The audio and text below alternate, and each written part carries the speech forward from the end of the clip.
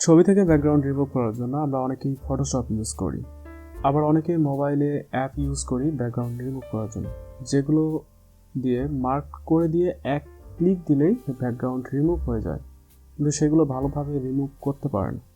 তবে যারা ফটোশপে এক্সপার্ট তারা খুব সহজে এটা করতে পারবে, কিন্তু যাদের ফটোশপ সম্পর্কে কোনো আইডিয়া নেই তারা কি করতে পারবেন না? অবশ্যই পারবেন।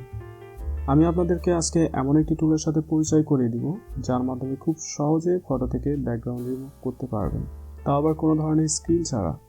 তো আর কথা না বাড়িয়ে চলুন শুরু করি।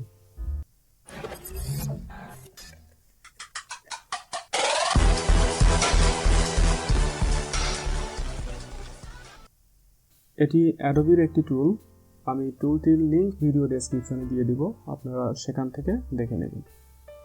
সো আমি সেই ওয়েবসাইটটিতে ভিজিট করলাম, যেটির নাম হলো অ্যাডোবি ক্রিয়েটিভ ক্লাউড এক্সপ্রেস।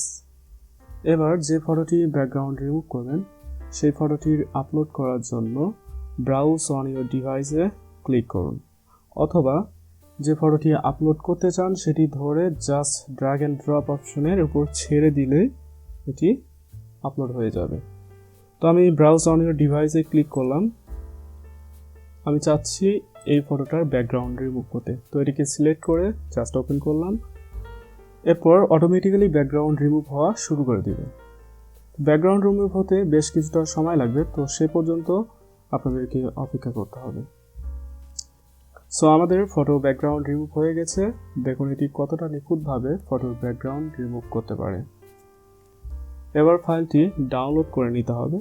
তো ফাইলটি ডাউনলোড করার জন্য আপনাকে অবশ্যই এই ওয়েবসাইটে একটি অ্যাকাউন্ট করে নিতে হবে। যদি আপনার অ্যাকাউন্ট থাকে তাহলে কোনো সমস্যা নেই, কিন্তু যদি অ্যাকাউন্ট না থাকে তাহলে অবশ্যই নতুন একটি অ্যাকাউন্ট খুলে নেবেন। তবে এটি কমপ্লিটলি ফ্রি, এর জন্য আপনাকে কোনো চার্জ দিতে হবে না। এখান থেকে অ্যাকাউন্ট খোলার জন্য জাস্ট সাইন আপ বাটনে ক্লিক করবেন।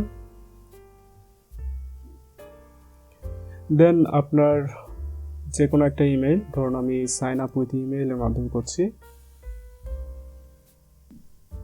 এই পেজটি ওপেন হওয়ার পরে আপনাকে নতুন একটি অ্যাকাউন্ট খোলার জন্য অবশ্যই এখানে একটি ইমেইল ইউজ করতে হবে। Then first name, last name, then password, date of birth use করে এখানে একটি টিক মার্ক দিয়ে ক্রিয়েট অ্যাকাউন্টে ক্লিক করে দিবেন, তাহলে আপনার অ্যাকাউন্টটি কমপ্লিট হয়ে যাবে।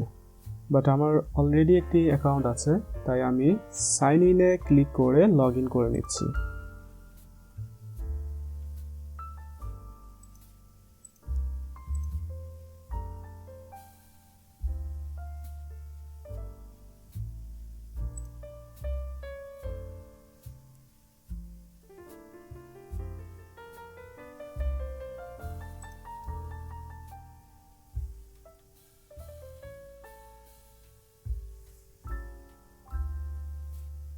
আমার অ্যাকাউন্টে লগ ইন হওয়ার পরে ফটোটিকে ডাউনলোড করার জন্য এখান থেকে ডাউনলোড বাটনে ক্লিক করলে এটি ডাউনলোড শুরু হয়ে যাবে। দেখুন আমার ফটোটি অলরেডি ডাউনলোড কমপ্লিট হয়ে গেছে। তো এখান থেকে আমি ফটোটাকে ওপেন করব। দেখুন এই যে ফটো, এই ফটোটির ব্যাকগ্রাউন্ড কিন্তু রিমুভ হয়ে গেছে। এবার যদি ফটোটি জুম করে আপনাদেরকে দেখাই, দেখুন ফটোটির এর কোথাও কোনো ব্যাকগ্রাউন্ড নেই, সব জায়গা থেকে সমানভাবে ব্যাকগ্রাউন্ড রিমুভ হয়ে গেছে। কোনো অংশে কোথাও বেশি কেটে যাওয়া বা কম কেটে যাওয়া তা কিন্তু হয়নি।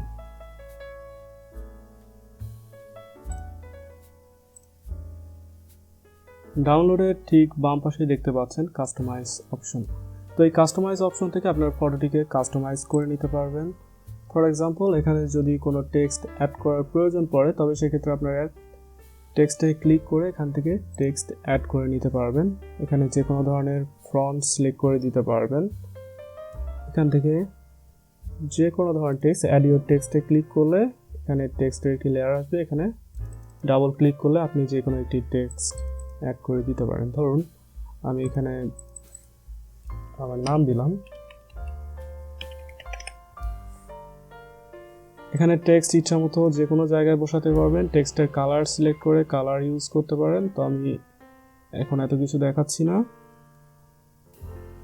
কিংবা যদি মনে করেন যে ফটোর ব্যাকগ্রাউন্ড চেঞ্জ করতে অথবা ব্যাকগ্রাউন্ডের কালার চেঞ্জ করতে, তাহলে এইখান থেকে ফটোর ব্যাকগ্রাউন্ড ইমেজ ইউজ করতে পারবেন, অথবা এই যে ব্যাকগ্রাউন্ডে ইমেজ, অথবা আপনার যদি কোনো ইমেজ, নিজস্ব কোনো ইমেজ ইউজ করতে চান তবে সেক্ষেত্রে এখান থেকে আপলোডে ক্লিক করলে ইমেজটি আপলোড হয়ে যাবে।